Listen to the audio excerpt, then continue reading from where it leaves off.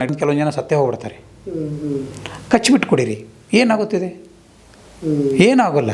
ಕಚ್ಚಿ ಕೊಡಿದಾಗ ಇಲ್ಲ ಕೂತ್ಕೊಂಡು ಕುಡೀರಿ ಆರಾಮಾಗಿ. ಇಲ್ಲ ಹೊರಗಡೆಯಿಂದ ಬಂದಾಗ ಏನೋ ಸ್ಟ್ರೈನ್ ಆದಾಗ, ಏನೋ ಸ್ಟ್ರೆಸ್ ಆದಾಗ ಮೆಂಟಲಿ ಸ್ವಲ್ಪ ಒಂದು 10 ನಿಮಿಷ ಕೂತ್ಕೊಂಡು ಸ್ವಲ್ಪ ಗಾಳಿ ತೊಗೊಂಡು ಸ್ವಲ್ಪ ಉಸಿರಾಡ್ಕೊಂಡು ನೀರು ಕುಡಿದಾಗ ಆರೋಗ್ಯಕ್ಕೆ ಒಳ್ಳೆಯದು.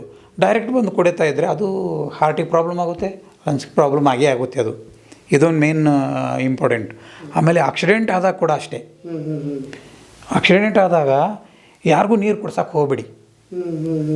ಯಾಕಂತಂದರೆ ನೀರು ಕುಡಿಸಿದಾಗ ಅವ್ರು ಮೊದಲೇ ತಲೆಗೆ ಪೆಟ್ಟು ಬೆದ್ದಿರುತ್ತೋ ಗೊತ್ತಿರಲ್ಲ, ಅದು ಪ್ರಜ್ಞೆ ಇರುತ್ತೋ ಗೊತ್ತಿರೋಲ್ಲ. ಅವ್ರಿಗೆ ನೀರು ಕುಡಿಸೋದ್ರಿಂದ ಏನೋ ಆಸ್ಕಲ್ಟೇಷನ್ ಆಗಿಬಿಟ್ಟು ಅದು ಕೂಡ ಕಾರ್ಡಿಯಾಕ್ ಅರೆಸ್ಟ್, ಜೀವ ಹೋಗೋ ಚಾನ್ಸಸ್ ಇರುತ್ತೆ.